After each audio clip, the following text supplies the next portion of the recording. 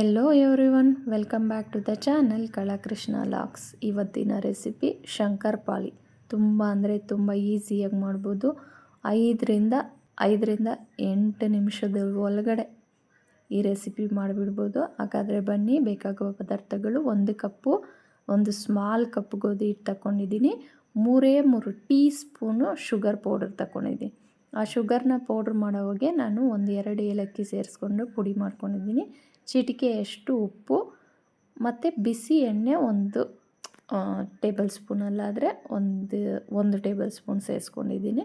ಈಗೆಲ್ಲ ಹಿಟ್ಟು ಹೊಂದ್ಕೊಳ್ಳೋ ರೀತಿ ಮಿಕ್ಸ್ ಮಾಡ್ಕೊಂಬಿಟ್ಟು ಸ್ವಲ್ಪನೇ ನೀರು ಸೇರಿಸ್ಕೊತ ಸ್ವಲ್ಪ ಚಪಾತಿ ಹಿಟ್ಟಿಗಿಂತ ಒಂಚೂರು ಗಟ್ಟಿಯಾಗಿ ಮಿಕ್ಸ್ ಮಾಡ್ಕೊತಾ ಇದ್ದೀನಿ. ನಾನು ವೀಡಿಯೋದಲ್ಲಿ ತೋರಿಸ್ತಾ ಇದ್ದೀನಿ ನೋಡಿ.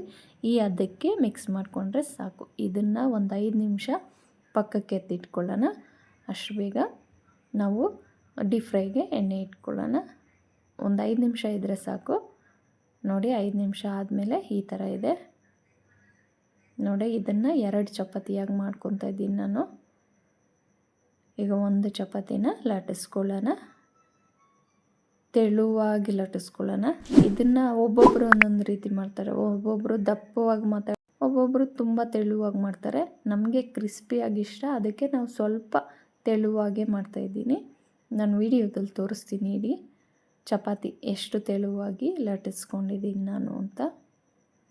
ನೋಡಿ, ಈ ಥರ ಎಲ್ಲ ಸೈಡು ಚಪಾತಿ ಮೇಲೆ ಇರೋದು ಕಪ್ಪುಗೆ ಅದು ಬಂದು ಏಲಕ್ಕಿ ಪುಡಿ, ಬೇರೆ ಏನೂ ಇಲ್ಲ, ಅದು ಏಲಕ್ಕಿ ಪುಡಿ. ನೋಡಿ, ಇಷ್ಟು ತೆಳುವಾಗಿ ಲಟ್ಟಿಸ್ಕೊಂಡಿದ್ದೀನಿ.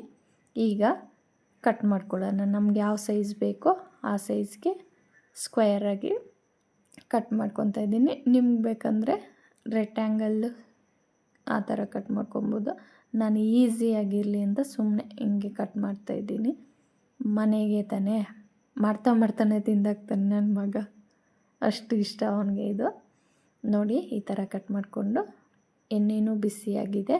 ಈಗ ಒಂದೊಂದೇ ತೆಗ್ದು ಒಂದು ಪ್ಲೇಟ್ಗೆ ಇಟ್ಕೊಂಡು ಎಲ್ಲ ಒಂದೇ ಸತಿ ಹಾಕ್ಬೋದು ಎಣ್ಣೆಯಲ್ಲಿ, ಏನಾಗಲ್ಲ. ಇದು ಒಂದಕ್ಕೊಂದು ಏನು ಅಂಟ್ಕೊಳ್ಳಲ್ಲ. ನೋಡಿ, ಎಲ್ಲ ತೆಗೆದುಕೊಂಡು ಡೀಪ್ ಫ್ರೈ ಮಾಡ್ಕೊಳ್ಳೋಣ. ಅಷ್ಟೇ. ಇದು ಫ್ರೈ ಆಗೋಷ್ಟರಲ್ಲಿ ಇನ್ನೊಂದು ಚಪಾತಿ ಲಟ್ಟಿಸ್ಕೊತೀನಿ ನಾನು. ನೋಡಿ, ಎಣ್ಣೆಗೆ ಹಾಕಿದ ತಕ್ಷಣ ಅದೇ ಟರ್ನ್ ಆಗುತ್ತೆ ಈ ಶಂಕರಪಾಳಿ. ತುಂಬ ಅಂದರೆ ತುಂಬ ಈಸಿ ಇದು. ನೀವು ಟ್ರೈ ಮಾಡಿ ನೋಡಿ. ಟೀ ಟೈಮ್ ಸ್ನ್ಯಾಕ್ಗೆ ಚೆನ್ನಾಗಿರುತ್ತೆ. ಮಕ್ಕಳಿಗೂ ಟೈಮ್ ಪಾಸ್ಗೆ ಈ ಲೀವಲ್ಲಿ ಹಾಲಿಡೇಸ್ ಅಲ್ಲ, ಮನೆಯಲ್ಲೇ ಇರ್ತಾರೆ, ಏನಾದರೂ ತಿನ್ನಬೇಕು ಅಂತ ಕೇಳಿದ್ರೆ ಈ ಥರ ಒಂದು ಸ್ವೀಟ್ ಮಾಡ್ಬೋದು. ಇದು ಹೆಲ್ದಿ ಅಲ್ಲ. ಗೋಧಿ ಹಿಟ್ಟು, ಮೈದಾ ಹಿಟ್ಟಲ್ಲೂ ಮಾಡ್ತಾರೆ. ಇಲ್ಲಿ ನಾನು ಗೋಧಿ ಹಿಟ್ಟು ಉಪಯೋಗಿಸಿದ್ದೀನಿ.